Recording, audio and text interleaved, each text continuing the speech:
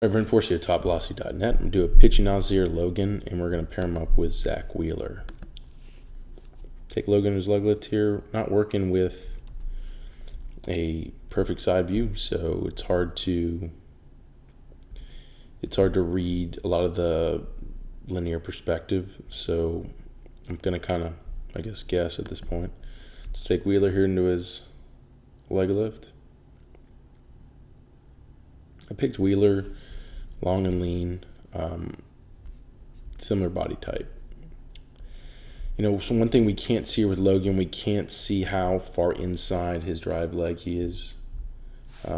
For example, if we look at Wheeler, sorry, I'm using my drawing tool here with my touchpad mouse, so I think it's a waste to draw with this thing. But as you can see, at that point, we could see, it's kind of useless for Logan drawing that line. But when I drew that line on on Wheeler, I guess I'll draw that again.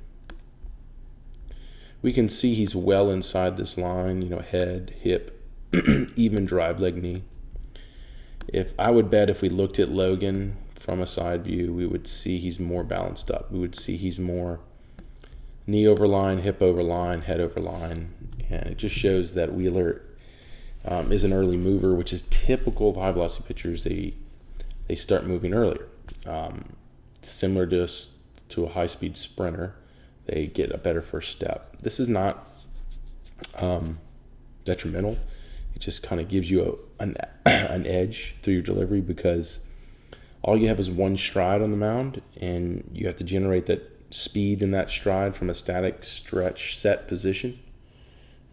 So the quicker, whoever can generate more speed to the end of the stride, to front foot, potentially has more energy to move up the kinetic chain. So we initially evaluate the pitcher strictly on speed of movement and how much force is put through into the front foot. Then from there, it's how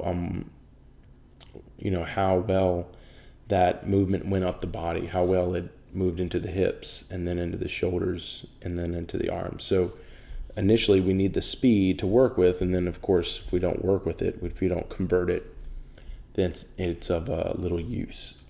So initially we see here Zach Wheeler is ahead of Logan, so he's potentially can generate more speed. Logan could still catch up, but just puts more challenge on the athlete.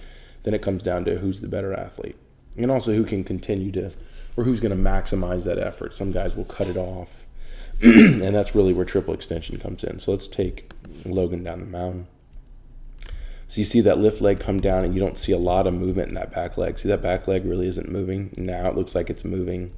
We see it coming down at that point, and you're already reaching out. So as you reach out, you don't let your foot open up, which is good, which keeps you moving in that lateral movement, and your knee continues to get down in position. So it looks like you get linear about right here. It's hard to tell. I don't have a side view, but actually I would say your linear position is okay.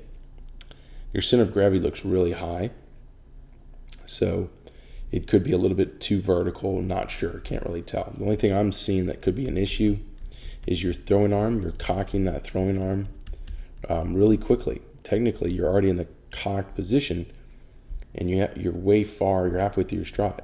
A high velocity pitcher would not get to this position with the arm until his front foot has landed. So that means you're in a position to start early trunk rotation, which, unless you can keep your arm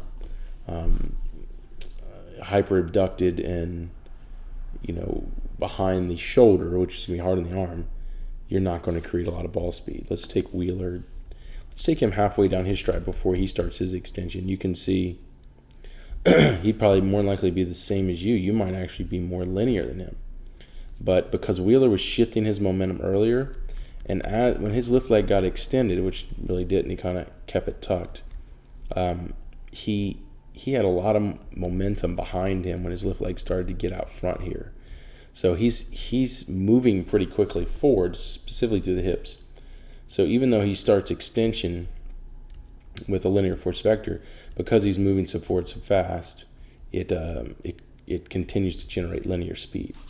The negative to a more vertical force vector would be if you're just not moving quickly into this loaded position, and then your force vector's, even more vertical than this, maybe somewhere here, and then you started to drive and really start your speed, your momentum, it would definitely be more of a jump. It would be shooting you in that direction as opposed to that direction. But you can see if you're someone going into your load and has a good amount of speed behind you, then it really supports or allows you to use a more vertical force vector to generate more linear power as you extend and drive. So you can see here Zach starts knee extension, ankle extension. Really, good perspective of the max effort leg drive or triple extension. As you can see, he's also, sorry, you can see if we take him through a stride, look where his arm is. Still hanging down, look where your arm is. Already up in the cocked position. Look when his arm gets to the cocked position, where yours is, right when he lands. So, way too early on the arm cocking, because when you get to front foot strike, watch what happens. You're already in shoulder rotation. He's still closed. The way we know that is just look at his glove side. He's at front foot.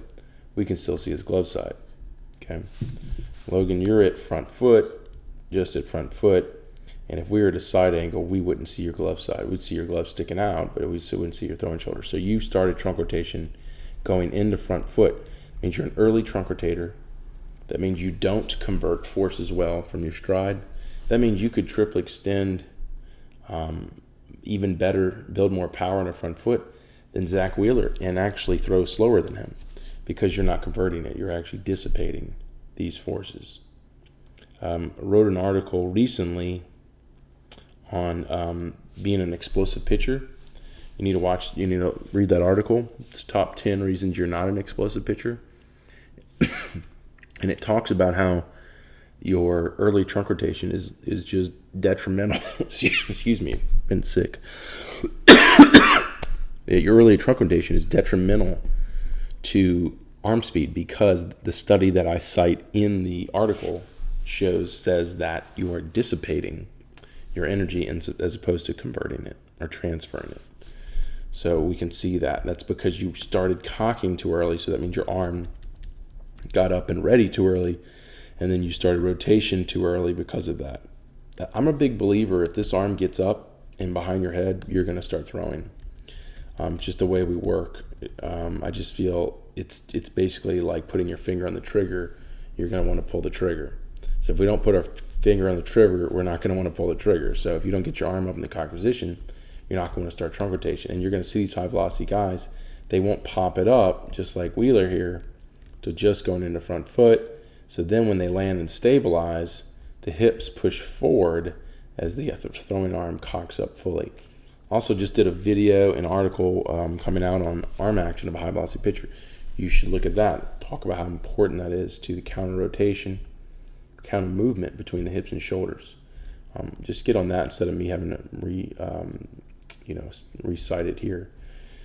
From there, you can see you've got early trunk rotation. So when your front leg stabilizes and your hips come through, you can see right here, you're already in shoulder rotation. So you have no hip to shoulder separation. You have no counter movement. Your shoulders are leading your hips, and that's in reverse to the high velocity pitcher. High velocity pitcher, his hips are leading his shoulders. See those hips going forward, the belt buckle pushing forward, and then the shoulders coming from behind, and then creates that quick early external rotation into maximum external rotation, and then explodes them into quick internal rotation. You can see that creates with you later external rotation, and then just a slower release because you didn't transfer your forces as well. Also, too, you didn't stop your front leg. Your front leg just continues to give out. So you got a lot of work here that can be discouraging, but at the same time, it shows you have a lot to improve. Logan, I would highly recommend you come down to a camp and get through a camp and even 3X training, so we can just help you get a better grasp on moving down this path of a high velocity pitcher. So I even do with guys is those, since you purchased the program, I'll actually credit it back to you in full, and then you can use that. I basically give you a coupon code, and then you use that to purchase the camp. I don't know. I just want to throw that out there. I'd like to work with you more. I hope this video helps. Like I said, follow up with those resources I've cited here so you continue to learn more and understand this so you can work to implement it through the program and just get better at it. So I hope this helps. Appreciate you being patient here through the Christmas season. And let me know if you have any questions.